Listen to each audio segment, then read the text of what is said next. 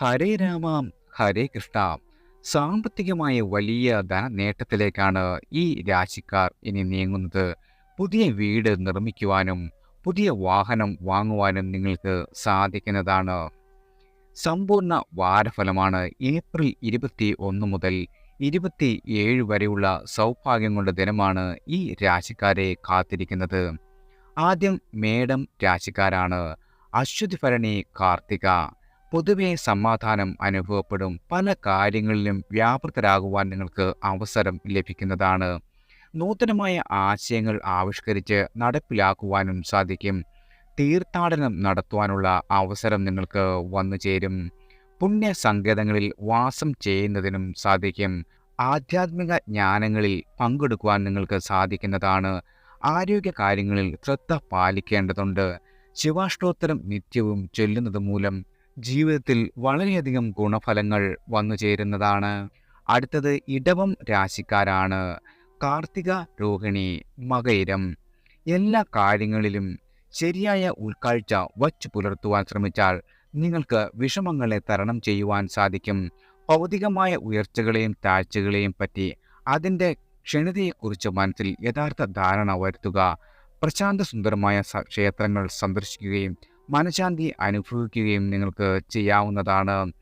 ഗണപതി ഹോമം, ഭാഗ്യസൂക്ത ഹോമം ഇവ നടത്തുന്നത് മൂലം നമ്മുടെ ജീവിതത്തിൽ വന്നു ചേരുന്ന കഷ്ടതകൾ മാറുവാൻ സഹായിക്കും. അടുത്തത് മിഥുനം രാശിക്കാരാണ്. മകയിരം, തിരുവാതിര, പുണർതം. ഉദ്ദേശിക്കുന്ന പല കാര്യങ്ങളിലും നടപ്പാക്കുവാൻ നിങ്ങൾക്ക് സാധിക്കും. യാത്രകൾ കൊണ്ട് വളരെയധികം നേട്ടങ്ങൾ നിങ്ങൾക്ക് കൈവരിക്കുവാൻ സാധിക്കും. ഏത് കാര്യവും ശരിയായി പരിശ്രമിച്ച് വിജയിപ്പിക്കുവാൻ സാധിക്കുന്നതാണ്.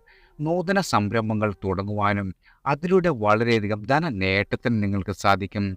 ഗൃഹനിർമ്മാണം ആഗ്രഹിക്കുന്നവർക്ക് പുതിയ വീടിൻ്റെ പണി ചെയ്യുവാനും എല്ലാ ജോലികളും വളരെ ഭംഗിയായി പൂർത്തീകരിക്കുവാനും സാധിക്കുന്ന ഒരു സമയമാണ് വന്നു ചേർന്നിരിക്കുന്നത്.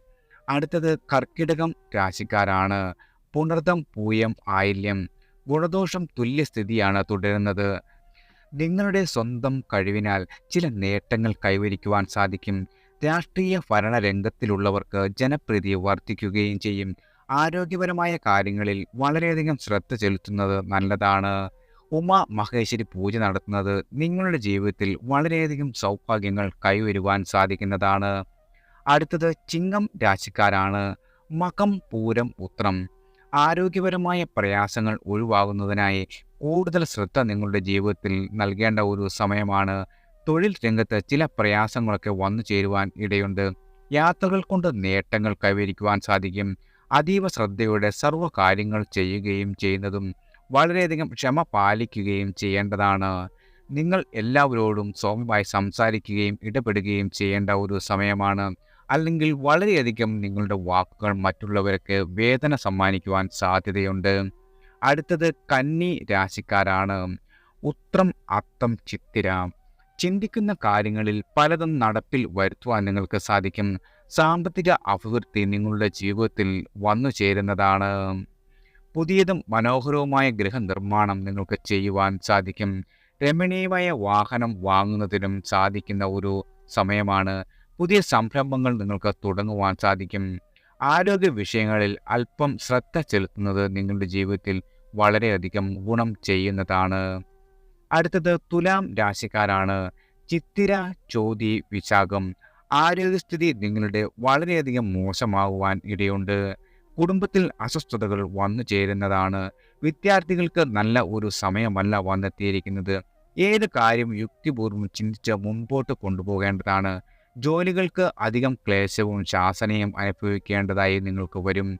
വിദേശയാത്ര ആഗ്രഹിക്കുന്ന ആളുകൾക്ക് അത് സാധിക്കുന്ന ഒരു സമയം കൂടിയാണ് തുലാം രാശിക്കാർക്ക് വന്നു ചേർന്നിരിക്കുന്നത്.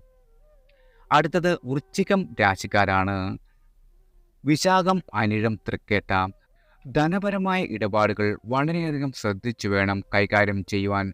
പാഴ്ചെലവുകൾ വളരെയധികം വന്നു ചേരുന്നതാണ്. കുടുംബത്തിൽ സ്വസ്ഥത നിലനിൽക്കും. സന്താനങ്ങൾക്ക് അഭിവൃദ്ധി കൈവരുന്നതാണ്. സാമൂഹിക പൊതുരംഗങ്ങളിൽ പ്രവർത്തിക്കുന്നവർ വളരെ ശ്രദ്ധിച്ചു വേണം ഏത് കാര്യത്തിലും ഇടപെടുവാൻ. നൂതന സംരംഭങ്ങൾ തുടങ്ങുവാൻ പറ്റിയ സമയമല്ല.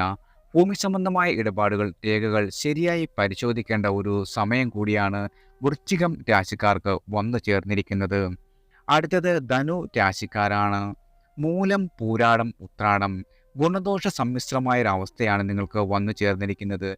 ഏതു കാര്യത്തിലും വളരെ ആലോചിച്ച് വേണം പ്രവർത്തിക്കുവാൻ. വ്യാപാരികൾ ഇടപാടുകൾ ശ്രദ്ധയോടെ വേണം നടത്തേണ്ടത്. വിദ്യാർത്ഥികൾക്ക് നിങ്ങളുടെ പ്രയത്നത്തിനുള്ള ഫലം വന്നു ചേരുന്നതാണ്.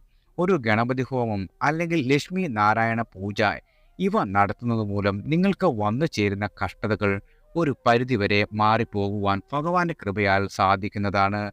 അടുത്തത് മകരം രാശിക്കാരാണ്. ഉത്രാടം, തിരുവോണം, അവിട്ടം ശാരീരിക അസ്വസ്ഥതകൾ നിങ്ങൾക്ക് വന്നു ചേരുന്നതാണ്. പാഴ്ചെലവുകൾ വളരെയധികം വർദ്ധിക്കും. കുടുംബത്തിൽ അസ്വസ്ഥതകൾ ഉണ്ടാകാതെ വളരെയധികം ശ്രദ്ധിക്കുന്നത് നന്നായിരിക്കും. ഉത്തമ സുഹൃത്തുക്കളുടെ സഹായം നിങ്ങളുടെ ജീവിതത്തിൽ വന്നു ചേരുന്നതാണ്. സംഭാഷണങ്ങൾ ചെയ്യുമ്പോൾ വളരെ ശ്രദ്ധ പാലിക്കുന്നത് വളരെ നന്നായിരിക്കും. ഒരു ഗണപതി ഹോമം, ഭഗവതി സേവ ഇവ നടത്തുന്നത് മൂലം ക്ലേശങ്ങൾ അകന്നു പോകുവാൻ സഹായിക്കുന്നതാണ്. അടുത്തത് കുംഭം രാശിക്കാരാണ്. അവിട്ടം, ചതയം, പൂരിട്ടാതി സാമ്പത്തിക സ്ഥിതി വളരെയധികം മെച്ചപ്പെടുന്ന ഒരു സമയമാണ് ഇത്. ഗൃഹനിർമ്മാണം ആഗ്രഹിക്കുന്നവർക്ക് അത് പൂർത്തീകരിക്കുവാൻ സാധിക്കും. വിദ്യാർത്ഥികൾക്ക് അനുകൂലമായ പല പരിവർത്തനങ്ങളും നിങ്ങളുടെ ജീവിതത്തിൽ വന്നുചേരും. ഭൂമി സംബന്ധമായ ഇടപാടുകൾ ചെയ്യുന്നവർ അല്പം ശ്രദ്ധിക്കുന്നത് ജീവിതത്തിൽ ഗുണം ചെയ്യും. പുതിയ വാഹനങ്ങൾ വാങ്ങുവാൻ ആഗ്രഹിക്കുന്നവർക്ക് അത് സാധിക്കുന്ന ഒരു സമയം കൂടിയാണ്. സന്തതി ഗുണം നിങ്ങളുടെ ജീവിതത്തിൽ വളരെയധികം ഗുണം ലഭിക്കുന്നതാണ്. അടുത്തത് മീനം രാശിക്കാരാണ്. പൂരിട്ടാതി, ഉത്രട്ടാതി, രേവതി അസുഖങ്ങൾ വന്നു ചേരുവാൻ ഇടയുണ്ട്. ഏത് കാര്യത്തിലും തടസ്സങ്ങൾ വന്നു ചേരും. മാനസികമായ വിഷമതകൾ നിങ്ങളെ വളരെയധികം അലട്ടുകയും ചെയ്യും. കുടുംബപരമായ അസ്വസ്ഥതകൾ നിങ്ങളുടെ ജീവിതത്തിൽ അനുഭവപ്പെടും. യാത്രാക്ലേശവും അലച്ചിലും ഉണ്ടാകുന്ന ഒരു സമയമാണ് ഇത്. ഒരു ഗണപതി ഹോമം, ഭഗവതി സേവ ഇവ നടത്തുന്നത് മൂലം നിങ്ങളുടെ ജീവിതത്തിൽ വളരെയധികം ഐശ്വര്യം നിറയുന്നതാണ്. എല്ലാവർക്കും ഭഗവാന്റെ അനുഗ്രഹവും കടാക്ഷവും വന്നു ചേരട്ടെ.